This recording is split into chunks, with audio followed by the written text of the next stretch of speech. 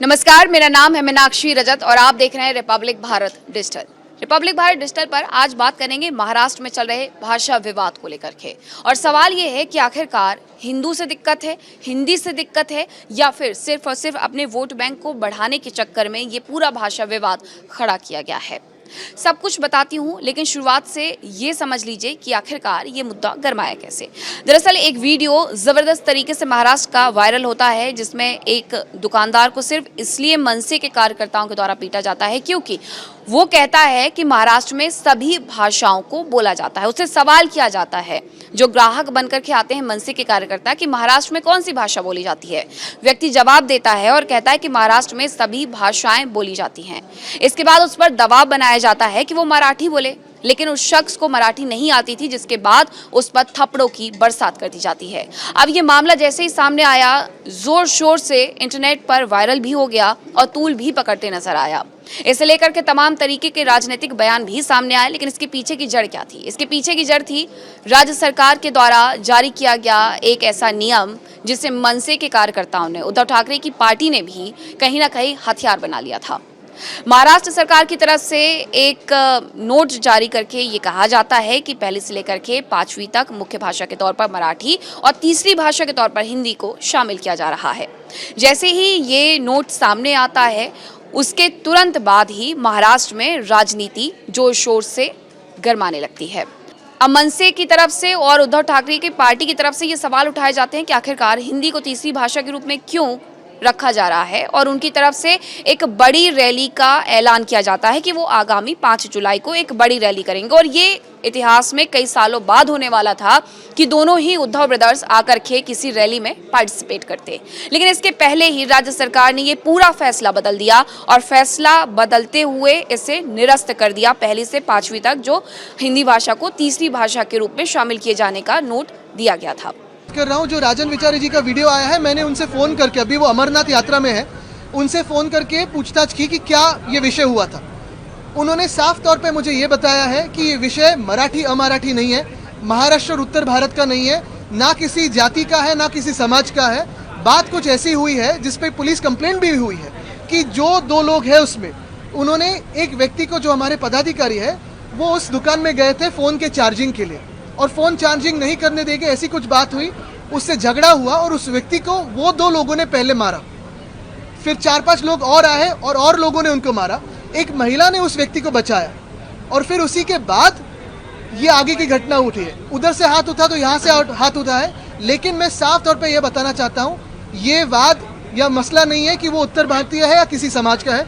ये मराठी अमराठी का झगड़ा नहीं है, ये वैयक्तिक कोई झगड़ा था। हालांकि फैसला जरूर बदल दिया गया, लेकिन इससे मनसे के कार्यकर्ता कहीं ना कहीं खुश हो गए और इसे अपनी जीत समझ बैठे।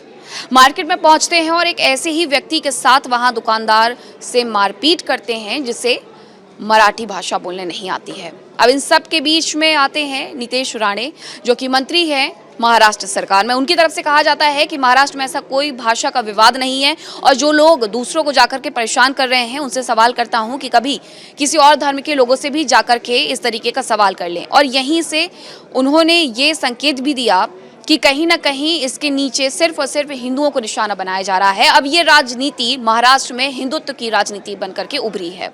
मारा ही गया है ना, एक हिंदू को मारा गया है ना, एक हिंदू को मारा गया है, तो मुझे बोलना है कि इतनी हिम्मत जाके नल बाजार और मोहम्मद अली रोड में दिखाओ ना। वो जो दाढ़ी वाले और गोल टोपी वाले क्या मराठी में बात करते क्या? शुद्ध मराठी में बात करते क्या? उधर जाने की, उनको कान के नीचे बजाने की हिम्मत नहीं है। जावेद अख्तर क्या मराठी में बात करता है क्या? आमिर खान क्या मराठी में गाता है क्या? उधर उसके मुंह से मराठी निकालने की हिम्मत नहीं है। ये गरीब हिंदू को क्यों मारने की हिम्मत कर रहे हो?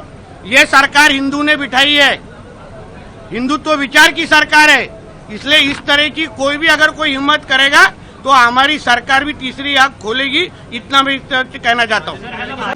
अब जब नीतीश राणे हमारे साथ जुड़े, हमने उनसे बातचीत की और उनसे पूछा भी, उनकी तरफ से हालांकि यही कहा गया कि जिन लोगों ने ये गिरी हुई हरकत की थी उन पर कार्रवाई की गई है और राज्य में हम ऐसी कोई भी घटना नहीं घटित होने देंगे जिसकी वजह से राज्य की अस्मिता पर सवाल उठे। हालांकि सब के बावजूद एक वीडियो और सामने आ जाता है जिसमें मनसे के कार्यकर्ता एक व्यक्ति के घर में घुस करके उसे नुकसान पहुंचाने की कोशिश में होते हैं। घर पर जाते हैं, घर के दरवाजे पर दस्तक देते हैं और सिर्फ इसलिए गए थे क्योंकि हिंदी भाषा को लेकर के जो विवाद महाराष्ट्र में शुरू हुआ है उस पर टिप्पणी उस व्यक्ति के द्वारा कर दी गई थी।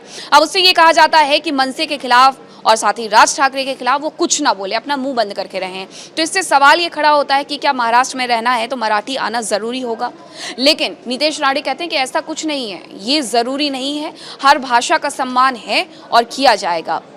दूसरी तरफ महाराष्ट्र में जिस तरीके से दोनों ही पार्टी यानी राज ठाकरे की पार्टी और उद्धव ठाकरे की पार्टी का वोट बैंक गिरा है और वोट बैंक गिरने के साथ साथ कहीं ना कहीं पार्टी की साख गिरी है, उसे बचाने का क्या प्रयास किया जा रहा है दोनों ही नेताओं की तरफ से? ये सवाल इसलिए भी क्योंकि आने वाले वक्त में बीएमसी के चुनाव होने वाले हैं और इसीलिए बीएमसी चुनाव की बिसात अभी से तैयार की जा रही है।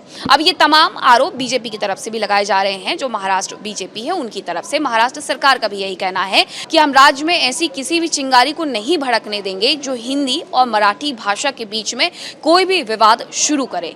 हालांकि महाराष्ट्र में अभी ये जो मुद्दा है थमते हुए नजर नहीं आ रहा है, अभी भी लोगों के मन में कहीं ना कहीं डर है और वो न्याय की उम्मीद में भी हैं कि उनके साथ जो अन्याय हुआ, मराठी ना आने पर उन्हें पीटा गया है, उसमें उन्हें न्याय मिले और जल्द से जल्द इस भाषा के विवाद को खत्म किया जाए। तो रिपब्लिक भारत डिजिटल पर आज हमने आपको बताया कि आखिरकार महाराष्ट्र में मराठी को लेकर के और हिंदी को लेकर के जो राजनीति शुरू हुई थी उस पर ब्रेक लगाने की कोशिश की जा रही है, लेकिन अभी भी ये मुद्दा उसी तरीके से ज्वलंत बना हुआ है जैसे इसकी शुरुआत हुई थी।